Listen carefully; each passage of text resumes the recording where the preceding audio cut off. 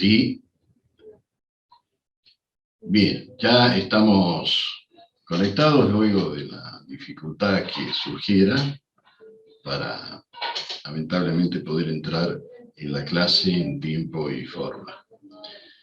Vamos a hablar hoy día sobre un tema sumamente importante dentro de lo que es el programa de la Universidad Católica de Salta. Y bueno, habíamos visto en la unidad anterior, habíamos tratado temas que tenían que ver con títulos, cheques, valores.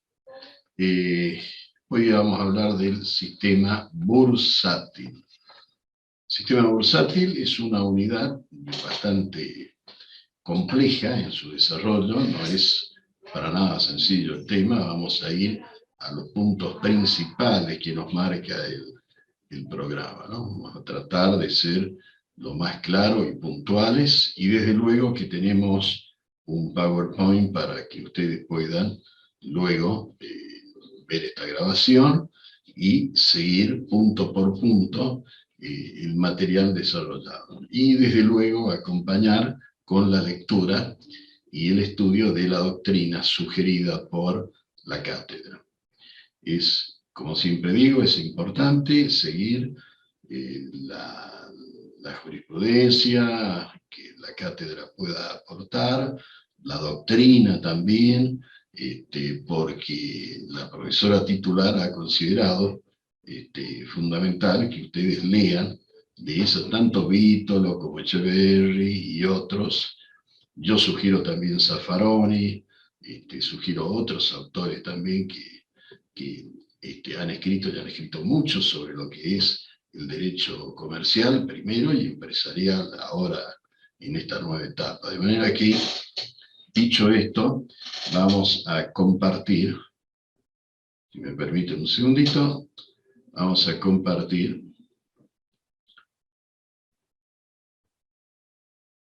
bien. Vamos a cerrar un segundito esto, vamos a abrir el PowerPoint para que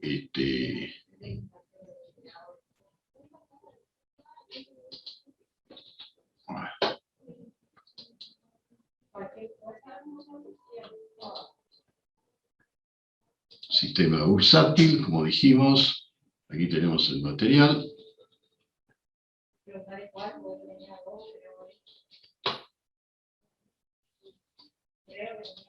Espero que les sea de suma utilidad el material que, desde luego, se va a adjuntar a este video. Un segundo. Ahí estamos. Bien. Bien. Comparto. Sistema bursátil. Bien, sistema bursátil, ley número 26831, reformada por la ley 27440. Ley que obviamente escribió una etapa nueva en todo lo que es este sistema tan complejo y por allí difícil de entender. Hay que estudiarlo y leerlo mucho para comprender algunos temas puntuales. Pero la cátedra en este sentido ha facilitado la materia en el sentido de que, vuelvo a reiterar, lo que busca y persigue la titular de la cátedra es que se fijen aquellos puntos centrales de la materia, ¿no? Puntos claves, puntos centrales, conceptos, definiciones y demás precisiones que son puntuales, muy puntuales. Bien, vamos a comenzar, vamos a minimizar porque si no es imposible poder mantener la señal permanentemente. Vamos a comenzar, ustedes luego me dirán si esto realmente salió en su totalidad. Y si no, grabaremos nuevamente la clase. No hay ningún tipo de inconveniente. Bueno, mercado de capitales. La cátedra nos pide un concepto sobre esto.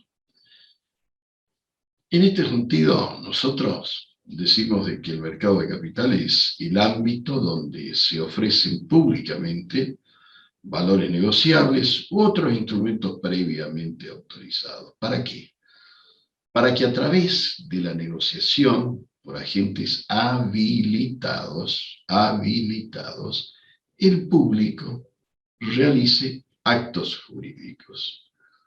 Todo ello, obviamente, bajo la estricta supervisión de la CNV, Comisión Nacional de Valores.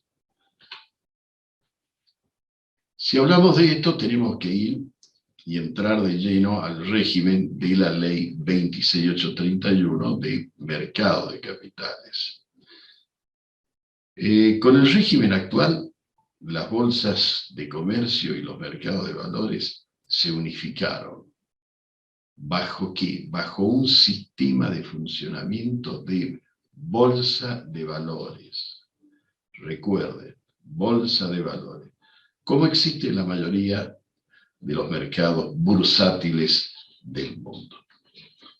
Finalizando así el formato de bolsa de comercio con mercado de valores adheridos, y decimos en este sentido, podemos destacar que a partir del 2013, de marzo del 2013, la Bolsa de Comercio de Buenos Aires y el Mercado de Valores de Buenos Aires firmaron un acuerdo para asociarse y crear la Bolsa y Mercados Argentinos Sociedad Anónima. Seguramente esto va a estar en la consideración de algunos de los exámenes que ustedes tengan en el futuro.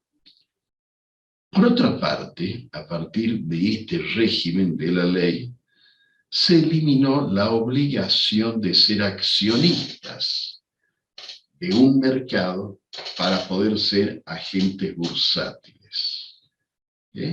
Se eliminó esta obligación de ser accionista de un mercado para poder ser agentes bursátiles.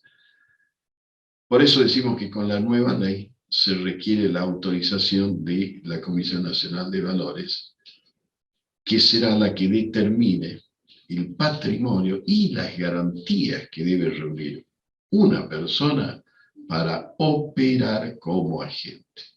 Reitero, garantías que debe reunir una persona para operar como agente. También se eliminó lo que decimos y remarcamos allí en la diapositiva, la autorregulación de los mercados. ¿Debido a qué? Bueno, la actuación como agente requerirá de la autorización y el registro ante la Comisión Nacional de Valores. Lo repetimos y reiteramos. No como era antes, ahora cambió la historia. La Comisión Nacional de Valores tendrá la facultad de supervisar, regular, inspeccionar, fiscalizar y sancionar a los sujetos bajo su competencia. La Comisión Nacional tendrá también la facultad de aprobar cualquier normativa dictada por los mercados. Atención, tendrá la facultad de aprobar cualquier normativa dictada por los mercados. Y no solo eso, sino también revisar las decisiones de estos. Revisar las decisiones. Ahora entramos de lleno a la 27440 de financiamiento productivo y las modificaciones incorporadas a la ley 26831. Puntos muy claves de estas modificaciones. Esta ley fue dictada, antes aclaramos, el 11 de mayo del 2018. Como lo dijimos, introdujo modificaciones a la ley 26831 de mercado de capitales. Entre estas modificaciones destacamos la siguiente. Aquí la hemos señalizado en 4 puntos. Yo, independientemente de esto, le pido de que ustedes lean completa la ley 26831 y esta modificación, la 27440. Seguramente van a haber preguntas de exámenes o algún trabajo práctico que requerirá de la aplicación de estas normas. La Comisión Nacional de Valores podrá requerir a los mercados y cámaras compensadoras compensadoras que ejerzan funciones de supervisión. Una de las cuestiones previstas en esta modificatoria, en la 27.440. La Comisión Nacional de Valores fijará los requisitos que deberán cumplir ¿quiénes? Aquellos que aspiren a obtener la autorización para actuar como mercados, cámaras compensadoras y agentes registrados. También podrá modificar, podrá eliminar y crear nuevas características o categorías, en este caso, de agentes registrados. Eso ya lo vamos a ver más adelante, lo vamos a estudiar. Aquellos agentes registrados, quiénes pueden y ante quién deben registrarse. También la Comisión Nacional fijará los aranceles máximos que podrán percibir quiénes. Los mercados, las cámaras compensadoras, las entidades de registro de operaciones y agentes registrados. Bien, estas son algunas de las modificaciones. Por supuesto que esto es mucho más extenso, por eso le pido, tomé lo más clave de las modificaciones que se introdujeron a la 26.831 por parte de la 27.440, ¿no? Les pido, lean la norma completa. Ahora vamos a otro punto que nos pide allí el programa, y que tiene que ver, obviamente, con los mercados. Ley 26.831. La 26.831 define, esta es una pregunta de examen, defina mercados en el marco de la ley 26.831. Bien, respuesta, sociedades anónimas autorizadas por la Comisión Nacional de Valores. Reitero, la ley define a los mercados como sociedades anónimas autorizadas por la Comisión Nacional de Valores. ¿Con qué objeto principal? Con el de organizar las operaciones con valores negociables que cuenten con oferta pública. Reitero, el objeto es que organice las operaciones con valores negociables que cuenten con la oferta pública. Y termina diciendo, quedando bajo competencia de la Comisión Nacional de Valores, ¿qué cosa? Las actividades afines y complementarias, compatibles. ¿Con qué?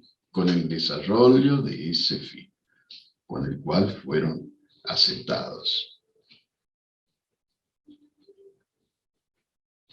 Ahora, tenemos dentro de lo que es mercados, ley 26.831, tenemos un mercado primario y un mercado secundario. A ver, ¿cómo es esto? Las empresas que buscan financiar sus actividades productivas dentro de lo que se denomina mercado de capitales, ¿cómo lo hacen? ¿A través de quién? Lo hacen a través de la oferta de esos instrumentos en el mercado primario de emisiones. A través, reitero, de la oferta de esos instrumentos, a través de instrumentos negociables, a través del mercado primario de emisiones. Posteriormente, esos instrumentos pueden ser negociados en el mercado secundario, pero previo a esto tiene que seguir el paso anterior, a través del mercado primario de emisiones. Bien, entonces vimos mercado primario, mercado secundario, y de esta forma nos encontramos con dos tipos de mercados. Dos tipos de mercados. ¿Cuáles son estos? Pregunta de examen también. Por un lado, el mercado primario, que es el que se desarrolla en el ámbito al que las empresas o el Estado acuden por primera vez para obtener ¿qué? Fondos líquidos, a cambio de la entrega de instrumentos financieros. En este mercado coexisten dos clases de sujetos. Allí los estamos mencionando y enumerando. El primero, los emisores que ofrecen sus valores buscando financiamiento. Las empresas o el Estado, sí, también el Estado puede participar de esto. Lo segundo, quienes lo compran con la finalidad de ahorrar, a quienes llamamos inversores. Entonces dejamos en claro esto, que en esto de los mercados coexisten dos clases de sujetos. El primero, los emisores, que ofrecen sus valores buscando financiamiento. Y quienes los compran con la finalidad de ahorrar, que son los inversores. Ahora tenemos el mercado secundario. El mercado secundario decimos que es aquel en el cual los instrumentos que han sido emitidos con anterioridad por las empresas o el Estado son negociados entre los inversores. La otra pata de lo que veníamos hablando con el mercado primario. Una vez que pasó esa etapa, estos instrumentos que han sido emitidos con anterioridad por las empresas o el Estado, ya sea provincial, nacional, municipal, son negociados entre los inversores. Bien.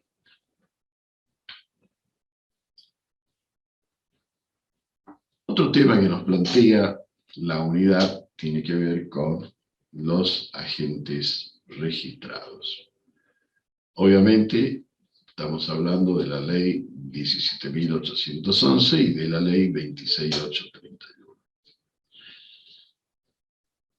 ¿En qué términos se refería la ley 17.811 con respecto a estos?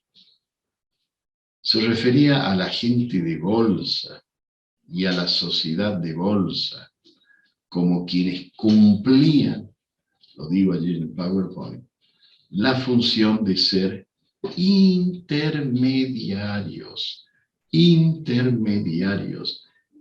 el mercado de capitales. Pero la 26.831 viene a echar más claridad sobre el tema, más luz,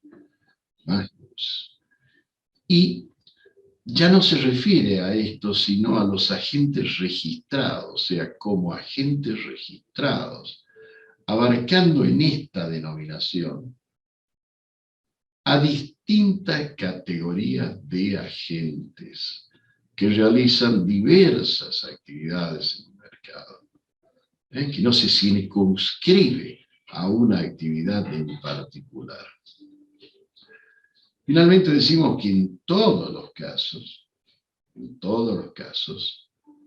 los agentes deben ser autorizados por la Comisión Nacional, como lo dijimos antes, para su inscripción dentro de los registros correspondientes. ¿Y por qué? ¿Por qué esto? Y bueno, porque dependerá la categoría a la que pertenezcan. Serán inscritos dentro de la categoría a la que pertenezcan. Bien, pero es fundamental entender esta parte que es, desde luego, que es una pregunta de examen. En todos los casos, recuerden, los agentes deben ser autorizados por la Comisión Nacional de Valores. Todos los casos. En todos. De acuerdo a la categoría a la que pertenezcan, serán debidamente inscritos. Ahora, categorías de agentes registrados. ¿Cómo es esto? A ver. Habíamos dicho que la 26831 introduce esta modificación tan importante y desde luego que enumera distintas categorías de agentes bursátiles y establece cuáles son sus funciones. Es un listado bastante extenso, nos llevaría bastante tiempo hacer referencia al mismo, ¿no? Pero yo lo destaco aquí en el PowerPoint para que ustedes lo busquen en la ley y rápidamente lo ubiquen. La 26831, modificada, atención, por la 27440, enumera la distinta categoría de estos agentes. Busquen tanto la 26831, tengan a mano, como la modificación de la 27440. Y establezcan ustedes las diferencias entre una norma u otra norma. Y cómo benefició la modificación de la 27440 al tema puntual que estamos tratando, ¿no? El artículo 34 de la ley, allí les estoy dando el artículo, también sustituye el artículo segundo de la 26831. Allí van a encontrar la enumeración de las distintas categorías de agentes bursátiles. Allí tienen ya señalado el artículo de la 27440, el artículo 34, que sustituye al segundo de la 26831. Allí está la enumeración de las categorías, que es lo que veníamos hablando, de las categorías, donde estos se van a encuadrar y van a ser debidamente autorizados.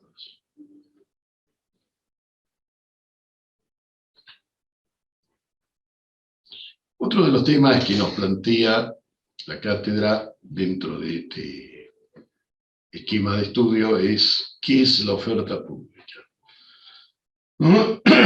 Perdón. Nosotros esto decimos que es la invitación que se hace a personas en general o a grupos determinados para realizar actos jurídicos con valores negociables, efectuada por los emisores, por medio de ofrecimientos personales o mediante distintos medios de difusión, que pueden ser medios electrónicos, publicidades periodísticas, publicaciones periodísticas, transmisión de radio, televisión, proyecciones cinematográficas, colocación de afiches u otros mecanismos, por eso decimos ahí, etcétera, que hoy están a mano a través de las plataformas electrónicas, a través de las plataformas de Internet y otros medios. Por otra parte, es importante tener en cuenta que la 27440 de financiamiento productivo del año 2018 incluyó entre los medios de difusión de la oferta pública al correo electrónico y a las redes sociales. Fíjense ustedes qué avance importante incorporar a través de esta ley, de la 27440, estos dos mecanismos que, como lo dije anteriormente, son hoy día de uso común y rutinario. Correo electrónico y redes sociales. ¿Quién iba a pensar, Bueno. Ahora vamos a pasar a la consideración de lo que son los títulos y valores dentro de este instituto que estamos estudiando. Concepto. Y no podemos ir a buscar conceptos en más doctrinas si tenemos todo allí. En el artículo 1815 del Código Civil y Comercial de la Nación, modificado y unificado y en vigencia desde el 2015, desde agosto del 2015, tenemos todo. Y allí el concepto es claro y puntual y directo. Nos dice, los títulos valores incorporan una obligación incondicional e irrevocable de una prestación. Y agrega también, y otorgan a cada titular un derecho autónomo. ¿Sujeto a qué? Sujeto a lo previsto en el artículo 1816. No lo hemos agregado aquí por razones de tiempo. De manera que es muy claro y muy puntual el concepto del artículo del Código. Reitero, 1815 del Código Civil y Comercial de la Nación. En este concepto, ¿qué es lo que destacamos? En este concepto destacamos que el emisor es aquel que contrae una obligación incondicional. El pago no puede estar sujeto a condiciones algunas. Eso es lo que queremos decir cuando hablamos de obligación incondicional. El pago no puede estar sujeto a condición alguna. E irrevocable. ¿Por qué? Porque el obligado no puede retractarse. El irrevocable, el obligado, reitero, no puede retractarse. Y que el titular tiene un derecho autónomo. También fundamental destacar esto. Debido a que en la creación de estos títulos solo interviene un sujeto. ¿Quién es? ¿Vibrador o emisor? Por eso agregamos y califica los títulos valores como una declaración unilateral de voluntad. Unilateral de voluntad.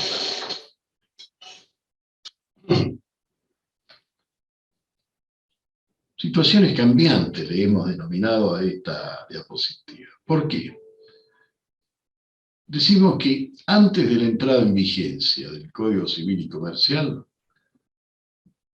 antes no existía una legislación en nuestro país que regulara las generalidades de los títulos valores. No existía. Que regulara, reitero, la generalidad de los títulos valores. Pero sí distintas leyes especiales que regulaban a cada uno de los distintos títulos en particular. En particular.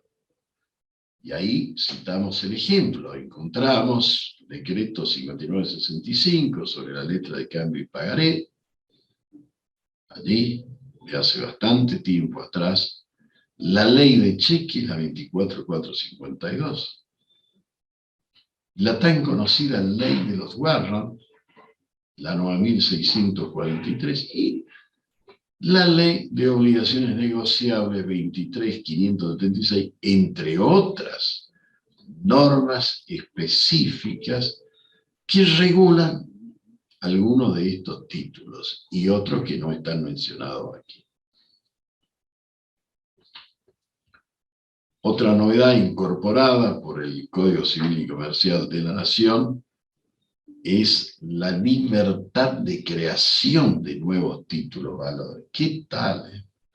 ¿Qué avance realmente importante de nuestros codificadores que tuvieron la visión al unificar los títulos, en este caso los códigos, unificar los códigos, incorporar estos temas tan puntuales y tan importantes para el desenvolvimiento de un país en materia económica, financiera, comercial, empresarial. Y cuando decimos esto de la libertad de creación de nuevos títulos, valores, estamos diciendo que, en primer lugar, abarca desde la libertad para denominar el tipo o clase de título, fíjense ustedes, hasta su forma de circulación y los derechos de terceros. Fíjense ustedes si es importante esta incorporación al Código Civil y Comercial de la Nación unificado.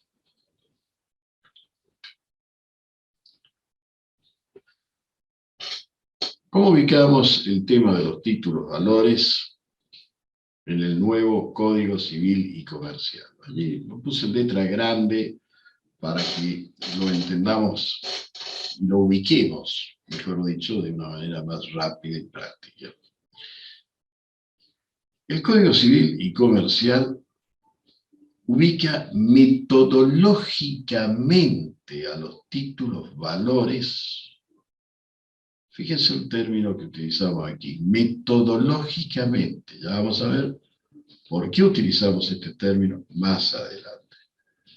A los títulos valores. ¿En dónde? En el capítulo 6. ¿Dentro de qué partecita tan importante? De otras fuentes de las obligaciones.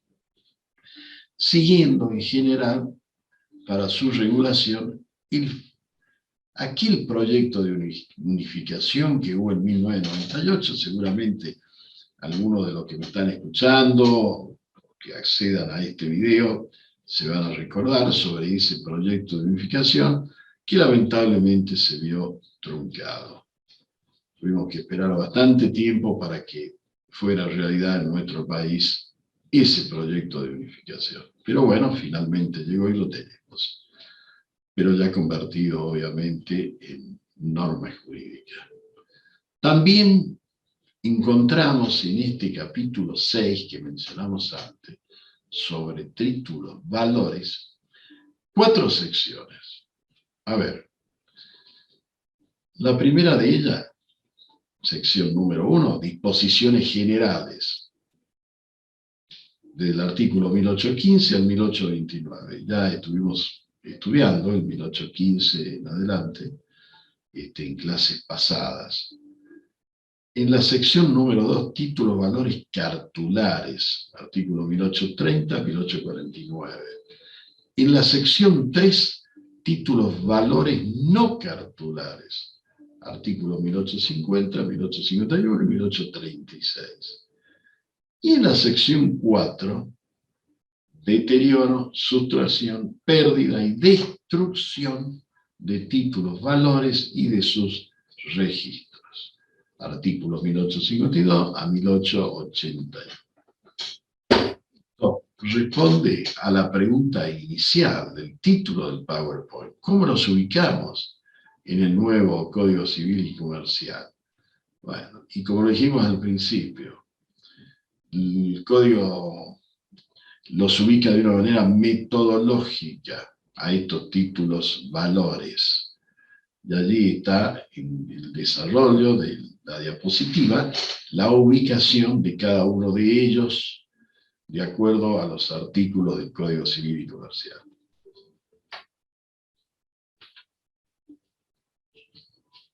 Vamos a hacer una pausa de 5 minutitos para acomodar aquí la cámara. Estamos teniendo alguna dificultad con la cámara. 5 minutitos, por favor, y regresamos nuevamente.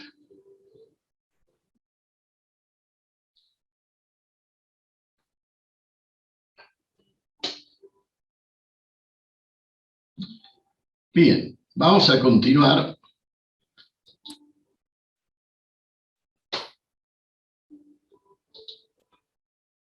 Vamos a continuar con la unidad. Vamos a hablar un poquito del tema del código que regula 2 especies de títulos valores. Habíamos visto en la... A ver, un segundito.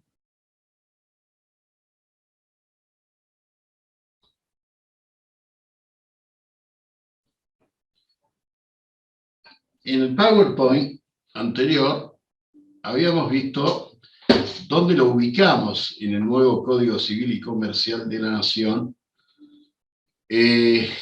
a estos títulos, valores. ¿En qué parte los ubicamos? Habíamos dicho de que el código mismo se encarga de ubicarlos de una manera metodológica, de una manera muy clara.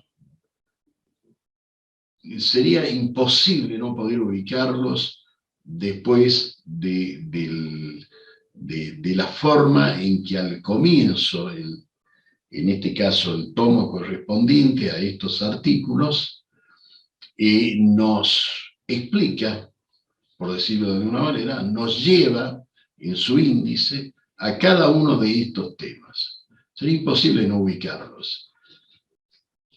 Pero vale la pena recalcar, reitero, que están en el capítulo 6. Están en el capítulo 6 sobre títulos y valores, y en 4 secciones muy puntuales. Sección 1, disposiciones generales; 2, títulos, valores cartulares; 3, títulos, valores no cartulares; y 4, deterioro, sustracción, pérdida y destrucción de títulos, valores y subregistros. Y allí tienen ustedes los artículos del 1815 al 1829, bien enumerados, bien claros. Ahora que ya tenemos dónde ubicarnos, vamos a mostrar la filmina que viene. Ahora que tenemos dónde ubicarnos, decimos que el código regula 2 especies de títulos-valores. 2 especies de títulos-valores. Por un lado los cartulares y por otro lado los no cartulares. Con respecto a los títulos-valores cartulares, nos estamos refiriendo ¿a qué? A títulos que se caracterizan por su materialidad en soporte papel. Soporte papel. Ejemplos: el cheque, que ya lo hemos visto; la letra de cambio; el pagaré, y algunos otros más, etc. Y dentro de estas especies los clasifica en... Tenemos la especie, título. ¿Cómo están clasificados? Al portador, a la orden, nominativos endosables, nominativos no endosables. Ahora, los títulos valores no cartulares. Los anteriores eran los cartulares, ahora los no cartulares. No cartulares. ¿Cuáles son? Son aquellos que representan derechos o valores en forma desmaterializada. Es decir, que los derechos o valores no están incorporados al título, sino que surgen de un instrumento, que puede ser, ejemplo, contrato. Un contrato. Y son anotados en registros. Entonces, el instrumento, ejemplo, contrato, es anotado en un registro que lleva ¿a quién? ¿Quién es el que lleva a este registro? El emisor de este título, o un agente de registro autorizado. Ejemplo, caja de valores, un escribano. La circulación de estos títulos se realiza mediante ¿qué? Anotaciones en dichos registros. Entonces, cuando hablamos de títulos valores no cartulares, recuerden que la circulación de esos títulos, ejemplo, un contrato, es un ejemplo, ¿no? Hay varios. La circulación de esos títulos se realiza mediante anotaciones en los registros correspondientes a cada uno de ellos.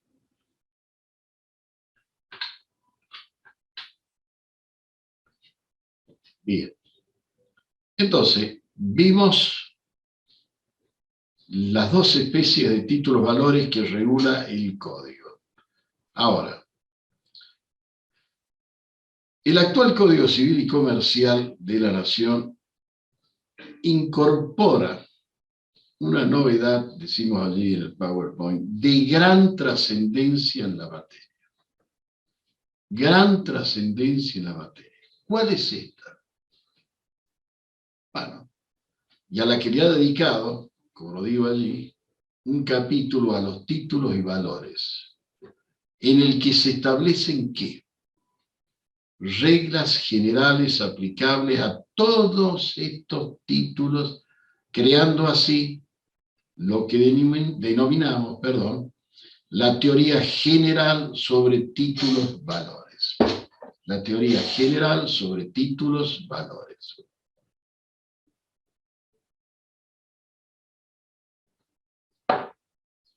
En este punto es importante aclarar, queridos alumnos, de que el código no ha derogado las leyes especiales, bajo ningún punto de vista. Las leyes especiales que rigen para cada uno de estos títulos valores, como lo dijimos antes, para el pagaré, para el cheque. Por lo tanto, dichas leyes continúan vigentes. Por un lado tenemos lo que nos dice el código, pero también tenemos las leyes en particular, las leyes especiales de cada uno de estos que siguen vigentes. Coexisten, como lo decimos allí, coexisten con esta denominada teoría general de títulos valores. Teoría general de títulos valores. Plasmada en el Código Civil y Comercial de la Nación, y cuyas normas se aplican en forma supletoria, como se da en otras ramas del derecho. Ejemplo de ello es el derecho del consumidor. También hay normas que se aplican supletoriamente. En los casos no previstos en la ley especial, que es, en el caso del consumidor, la ley 24.240. En estos casos, las leyes que corresponden a estos títulos. E inclusive a lo que nos dice el Código Civil y Comercial de la Nación, bajo esta denominación, Teoría General de los Títulos Valores. Bien. Es un tema por demás interesante, es un tema realmente, yo sé, ustedes me van a decir, no, profesor, no. Es complejo, es necesario que lo rindan bien dentro de sus posibilidades, obviamente de cada uno de ustedes, posibilidades en cuanto a tiempo de estudio y dedicación y demás temas, porque, como les dije antes, es un tema complejo.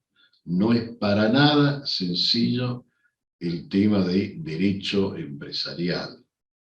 No es para nada sencillo. Luego veremos lo que son, a continuación, todo lo que es contratos. Es apasionante realmente, es apasionante, pero tienen que dedicarle su tiempo de estudio y de repaso para tener presente aquellos puntos principales. Sobre todo para hacer sus trabajos prácticos, que no son complicados, bajo ningún punto de vista, no son complicados. Lo que pasa es que la materia por allí resulta difícil para algunos alumnos. Resulta difícil porque el material es difícil de encontrar, por muchas cuestiones. Yo me doy cuenta porque veo el foro de la universidad y me doy cuenta de las preguntas por allí que ustedes hacen. Tal vez necesitan de alguna manera buscar en otra bibliografía también, poner la mirada en otra bibliografía, no solamente en la sugerida por la cátedra, que esa es la principal, obviamente, ¿no? Pero también hay otra bibliografía que puede aportarles a ustedes, y lo he escuchado decir a la titular de la cátedra, mirar también otra bibliografía que pueda aportarle respuesta a tantas preguntas que por allí ustedes se hacen, porque es lógico que lo hagan. Es lógico, es una materia complicada como otras, ¿no? Pero esta hay que dedicarle tiempo, hay que dedicarle tiempo. Ahora vamos a entrar en una partecita que obviamente la unidad nos plantea también, y que es la Comisión Nacional de Valores. Comisión Nacional de Valores. Vaya que tiene historia esto de la Comisión Nacional de Valores. Comenzamos diciendo que es el organismo oficial de control ¿de qué? De mercados de capitales. Respuesta de examen. Respuesta de examen. ¿Cuál es la función que cumple la Comisión Nacional de Valores? Es el organismo oficial de control de mercados de capitales. Y de allí comienza todo lo demás. Todo lo demás que son obligaciones también que tiene la Comisión, como lo decimos allí, Nacional de Valores. Pero básicamente es el organismo oficial del control de mercados de capitales. Juega un rol más que importante dentro del país y de los manejos de las finanzas y los mercados de capitales. Es la autoridad, decimos allí en el PowerPoint, de aplicación y autorización de la oferta pública de valores negociables en toda la República Argentina. Esto no se limita a lo negociado de la General Paz para arriba, no, en toda la República Argentina. Debe velar por la estabilidad y la transparencia de los mercados. Fíjense ustedes, dos puntos fundamentales: estabilidad y transparencia de los mercados. La correcta formación de precios en los mismos y la protección de quienes, de aquellos que son fundamentales para hacer crecer el país y la economía del país, y que son a los que tenemos que atraer con políticas estables, políticas que den respuesta a los inversores, seguridad jurídica a los inversores, si no nadie va a querer venir, nadie va a querer venir a invertir. La Comisión Nacional de Valores es una entidad, y esto es muy importante conocerlo y grabarlo, es una entidad, pregunta de examen, autárquica del Estado Nacional. Autárquica. ¿De quién? Del Estado Nacional. Formada por un directorio integrado por 5 vocales, designados por el Ejecutivo Nacional. Cosa que planteamos nuestras diferencias al estudiarlo a fondo, pero bueno, todavía estamos allí porque la ley permite que esto, porque si es una entidad autárquica del Estado Nacional, en fin, seguimos. Pero básicamente es importante que ustedes recuerden esto, lo de la autarquía con respecto al Estado Nacional argentino.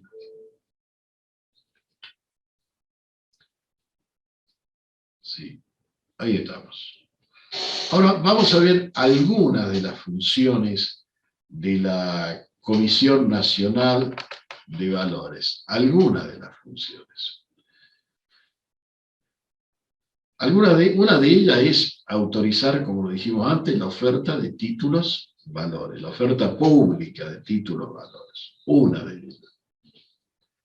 La otra, también no menos importante, aunque hay que ver hasta qué punto le llevan la razón y le escuchan, asesorar al Poder Ejecutivo Nacional sobre pedidos de autorización para funcionar, que efectúen las bolsas de comercio, cuyos estatutos prevén la cotización de títulos y valores, y los mercados de valores. Asesorar al Poder Ejecutivo Nacional sobre cuestiones que son claves. Llevar el índice general de los agentes de bolsa inscritos en los mercados de valores. Llevar el registro de las personas físicas y jurídicas, como lo dice el PowerPoint allí, bien claro, autorizadas para efectuar oferta pública de títulos, valores, y establecer las normas en que se deben ajustar a aquellas y quienes actúan por cuenta de ellas. No solo ellas, sino aquellas que actúan por cuenta de estas personas físicas o jurídicas. También aprobar los reglamentos de la Bolsa de Comercio relacionados con la oferta pública de títulos valores y los mercados de valores. Función no menos importante, la que está allí al final, fiscalizar el cumplimiento de las normas legales, porque ¿para qué queremos tantas leyes si no hay nadie que las fiscalice? ¿Cómo puede llegar a funcionar esto, la Comisión Nacional de Valores, si no hay alguien que fiscalice las normas legales, estatutarias y reglamentarias en lo referente al ámbito de aplicación de la presente ley? ¿Cómo pueden funcionar estos inscriptos en el mercado de valores? Debe haber alguien que controle, que fiscalice el funcionamiento de esto. Claro, por eso lo dice allí, como una función de la Comisión Nacional de Valores, fiscalizar el cumplimiento de las normas legales que hacen a la cuestión de fondo. Necesaria la transparencia, en fin. Otras cuestiones que veremos más adelante. Ahora, tenemos 4 facultades básicas de la Comisión Nacional de Valores, que son supervisión, regulación, sanción y promoción.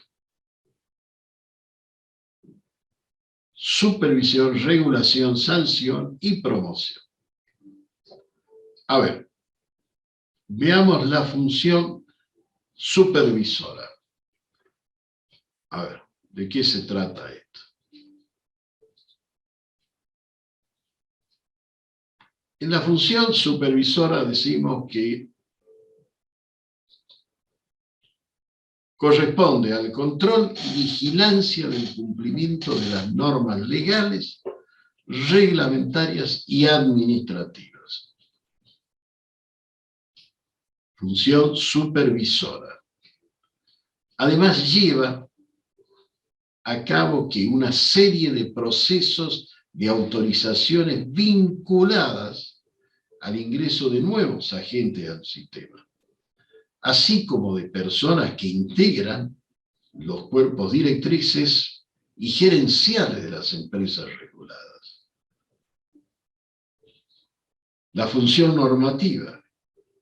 La función normativa corresponde a la capacidad de la institución. ¿De qué? Nos preguntamos. De efectuar una función reguladora al dictar normas o instrucciones propias para el mercado. Y aquellas entidades, obviamente, que integran el mercado. Es decir, establecer el marco regulatorio para el mercado financiero. Fíjense qué importante estas 4 facultades básicas de la Comisión Nacional de Valores. La tercera de estas facultades. El organismo tiene la facultad para aplicar sanciones. ¡Epa! ¿Sí? Tiene facultad para aplicar sanciones frente a qué. 2 cuestiones fundamentales. Incumplimiento o violación del marco regulador como consecuencia de una investigación que haya resultado y demostrado y demostrable alguna conducta desfavorable para la entidad financiera. Investigada, obviamente. Y por último, la función de desarrollo y promoción de los mercados.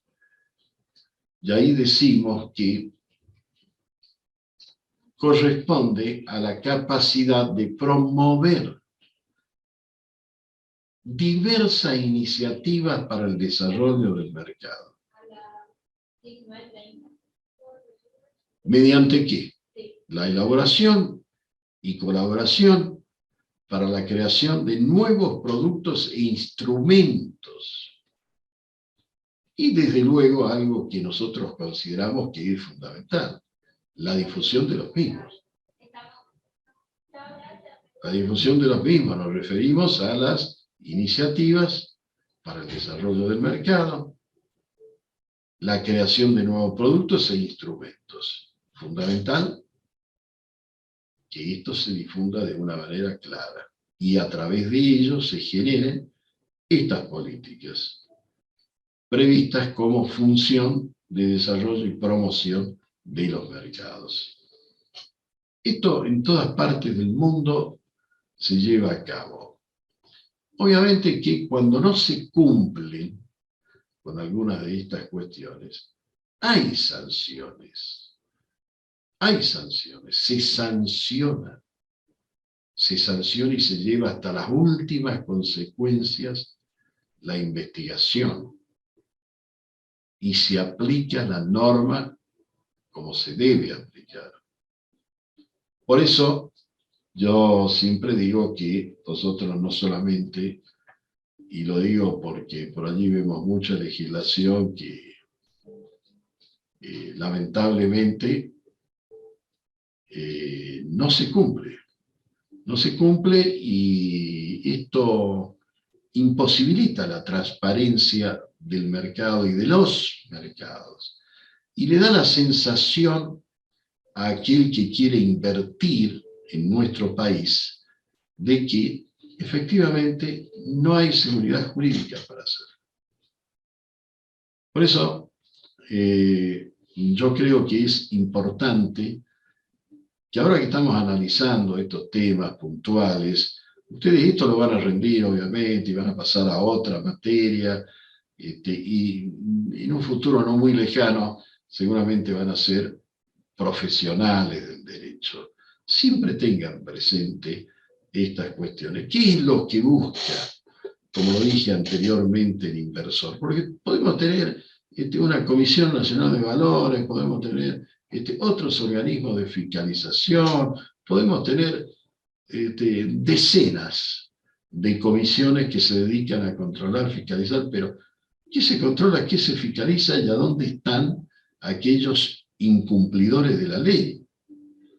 Aquellos que no cumplieron con las leyes, que algunas de ellas ya hemos visto y otras que vamos a ver, en esta materia. Por eso es que lo que seguramente unas cuantas filminas más adelante vamos a estudiar tiene que ver con la transparencia. Y la transparencia es fundamental, porque no es solamente el mercado el que espera que sea real y concreto lo de la transparencia en cuanto a su funcionamiento, en cuanto a su regulación, en cuanto a las sanciones. Es la gente, el común denominador de nuestra gente, que por allí dice, bueno, pero si aquel hace la maniobra que hace y sigue para adelante, ¿qué queda para nosotros? Tenemos que hacer lo mismo. O vamos a hacer lo mismo. Eso es lamentable, eso es triste y lamentable, ¿no? Porque hay mucha gente que tiene muchas ganas de hacer muchas cosas bien hechas y trabajar para un mejor futuro de los argentinos, de todos, de todas, y hay unos cuantos que se empeñan en que estos temas, por ejemplo, se desvirtúen. ¿Cómo? No cumpliendo con lo que dicen las leyes, no cumpliendo o entrando en algún otro tipo de actitud que es horrible, que es fea, y que demuestra que por allí ese dicho que dice que todos tienen un precio es cierto y real, aunque no lo sea, por lo menos para mí. Entonces, es todo un tema. Es todo un tema en el que tenemos que pensar más allá de la simple materia o de la materia que estamos por rendir, es un tema que tiene que quedar en estudio permanente. Y recordar siempre que hay leyes que regulan la actividad y de que no puede ser que unos cuantos se rían de esas leyes y de esas reglamentaciones. Hay que poner mano firme por allí. Mano firme significa aplicar la ley. Nada más que eso, aplicar la ley y sus reglamentaciones. Seguimos adelante. Y bien, ahí estamos. Transparencia. Justamente lo que yo le estaba comentando a ustedes. Transparencia. ¿Y qué podemos hablar de la transparencia?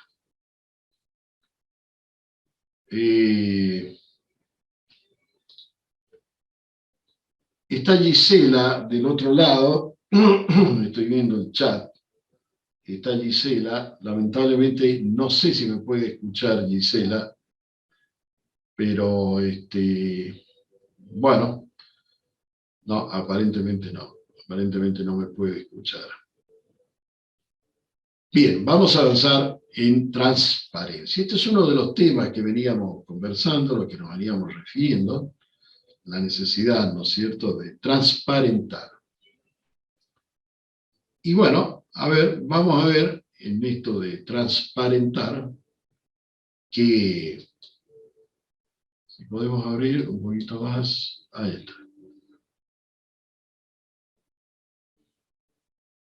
Ahí decimos claramente de que la transparencia y la correcta formación de los precios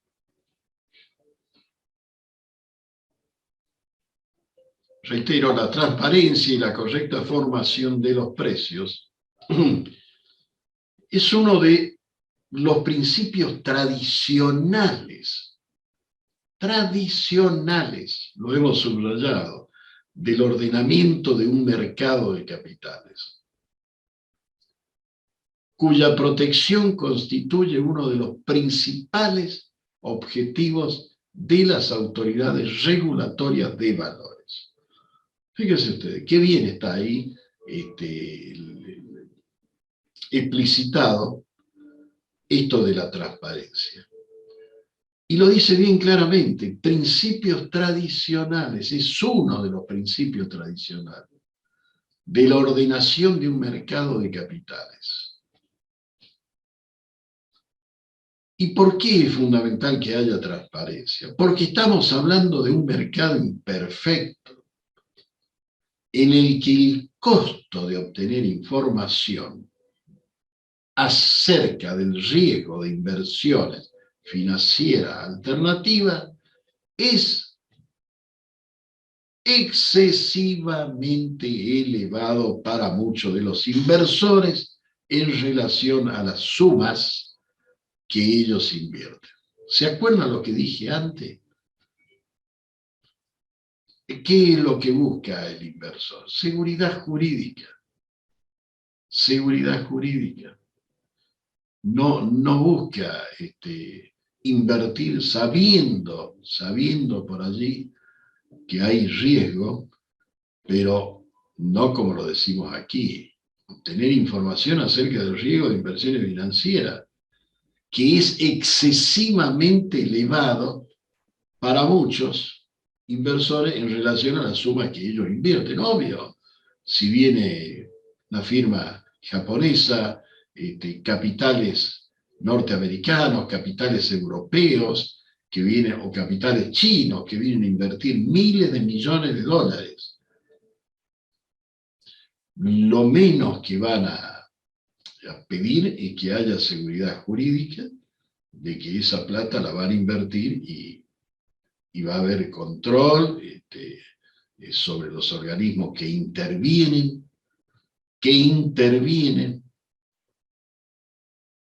fiscalización. Entonces, como decimos en el punto número 3, esta asimetría informativa, faltante de información por allí en algunos casos, hace necesario proteger al ahorrador de su propia conducta. Asimetría decimos porque quedan en desigualdad de condiciones. Lo que se busca justamente es evitar esto, evitar la asimetría. En este caso, la asimetría informativa.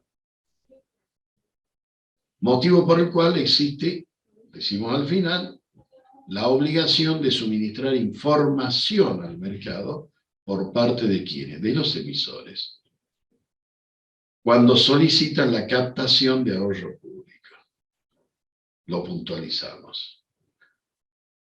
Existe la obligación de suministrar información al mercado, por parte de quienes, de los emisores.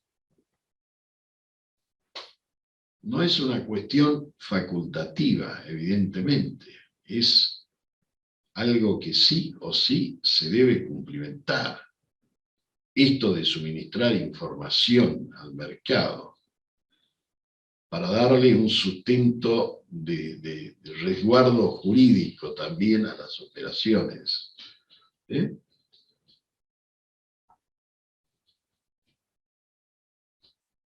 Ahora tenemos lo otro que es el secreto, que también nos plantea allí el programa. Esto obviamente aplica de lleno en cuanto a los agentes registrados. Hay un detalle muy interesante, muy extenso, de agentes que pueden registrarse y sus respectivas actividades. Vamos a avanzar sobre secreto y veremos hasta dónde podemos llegar, hasta qué punto podemos llegar del programa. Entonces decimos que aquellos agentes que están registrados deben guardar, voy a sacar este cartelito de aquí,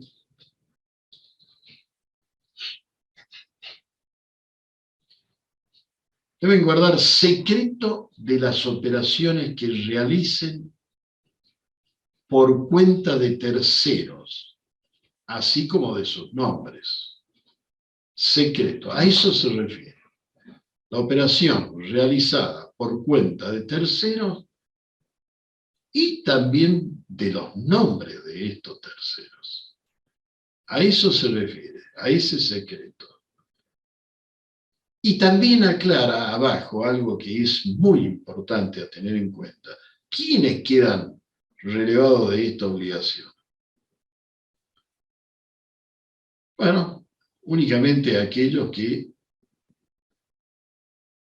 la justicia, a través de sus jueces, dijo quedarán relevados. Entonces, contestamos, quedarán relevados de esta obligación únicamente por decisión judicial. Habrá que presentarse en tribunales y pedir el relevo de este secreto tan importante para darle seguridad jurídica a los inversores. Y avanzamos un poquito más cuando decimos que quedan relevados de esta obligación únicamente por decisión judicial, y decimos dictada por tribunales competentes en procesos vinculados a esas operaciones o a terceros relacionados con ellas. Atención, así como también cuando les sean requeridos por la Comisión Nacional de Valores, el Banco Central de la República Argentina, la Unidad de Información Financiera, Superintendencia de Seguros de la Nación, en el marco de investigaciones propias de su función.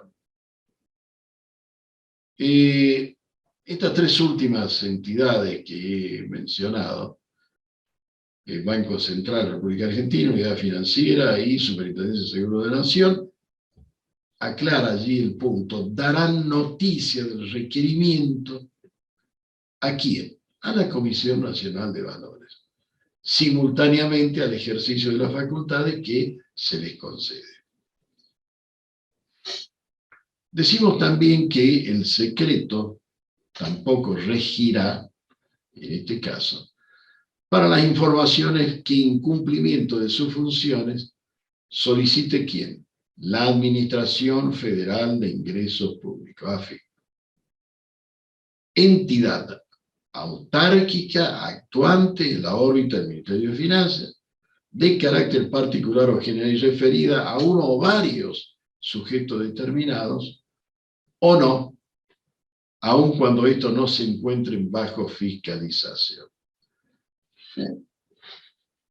AFIP investiga a fulano de tal o fulano de tal, persona física o jurídica. Bueno, el secreto tampoco regirá para estos casos, cuando sea en cumplimiento de sus funciones. De sus funciones. Lo dice bien claro allí, ¿eh?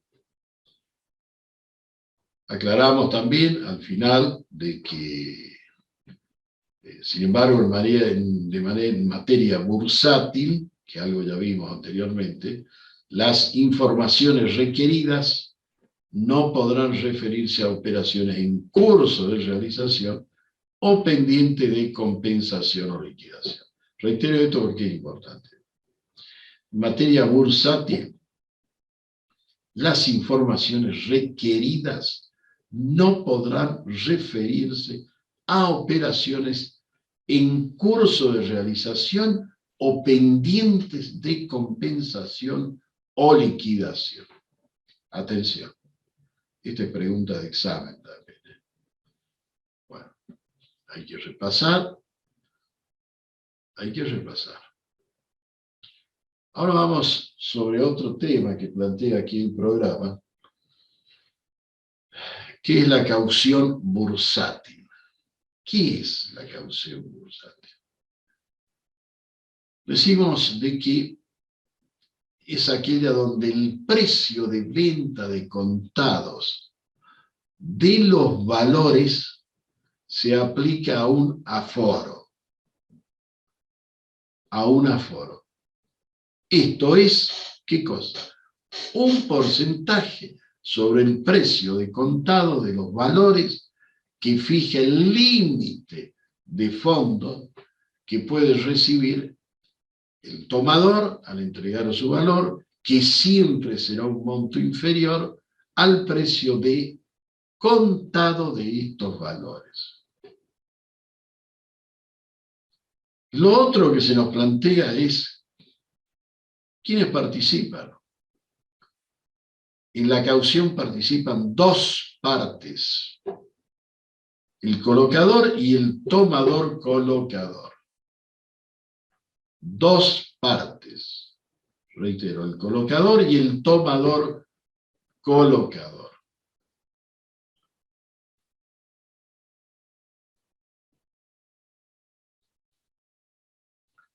También nos plantea el programa operaciones de opción. En operaciones de opción decimos de que son aquellas en las que el comprador o titular de la opción paga un precio denominado prima. Reitero, el comprador o titular de la opción paga un precio denominado prima. ¿Por qué? ¿Por qué paga este precio denominado prima? Por el derecho a comprar o a vender una denominada cantidad de un valor negociable subyacente a un determinado precio. Atención, a un denominado precio o la fecha de vencimiento o antes. O con la fecha de vencimiento ya por delante o antes de esta. El vendedor o lanzador, como le vamos a llamar aquí, de la opción, mediante el cobro de la prima, asume, lo destaco yo allí, la obligación. ¿La obligación de qué? De vender o de comprar la cantidad del valor negociable y el precio a los que tiene derecho el titular de la opción.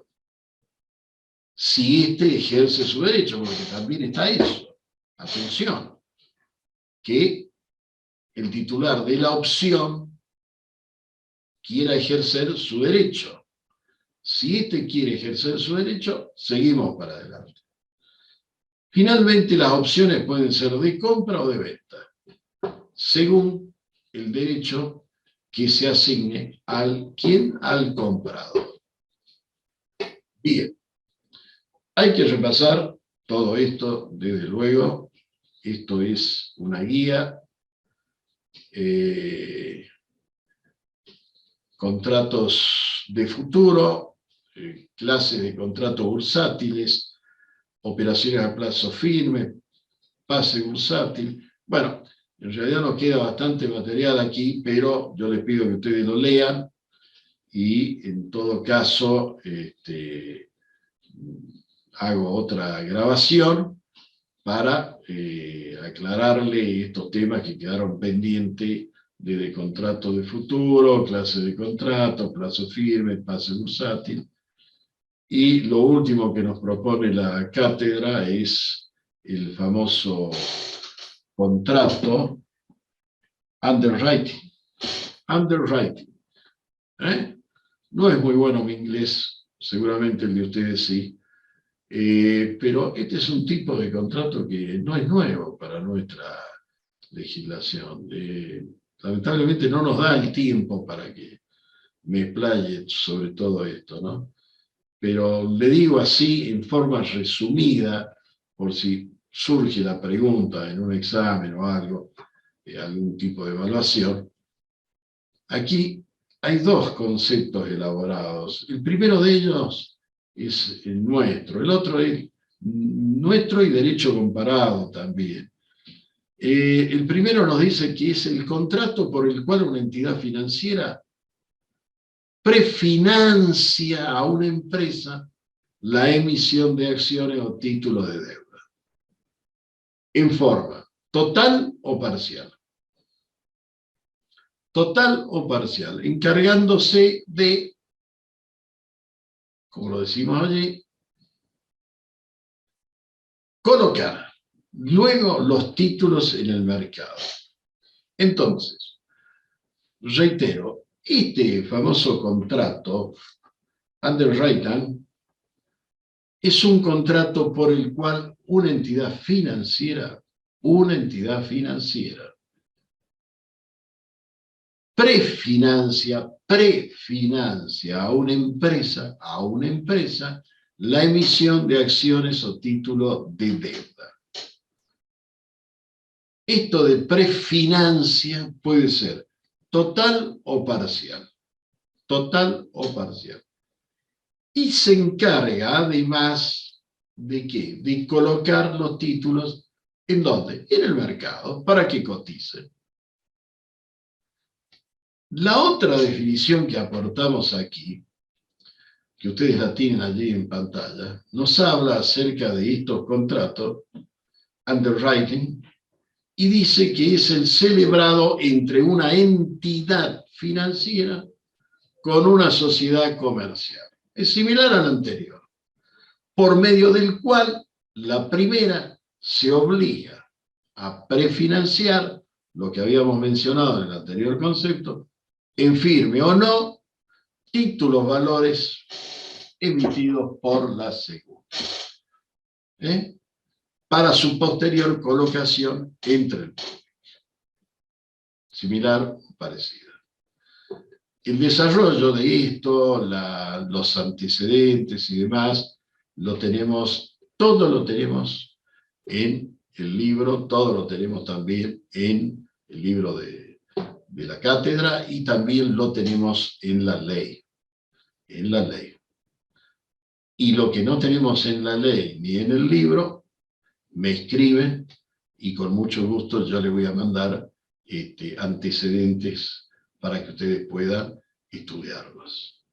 Muchísimas gracias, lamento que no podamos haber estado face a face, cara a cara, pero bueno, la idea es que ustedes puedan ver luego este video y seguir el PowerPoint. Y obviamente, libro en un lado, código en el otro, y la ley también allí seguramente está incorporada en el código o no, y si no, de Infolec pueden bajar las leyes que hemos tratado esta tarde.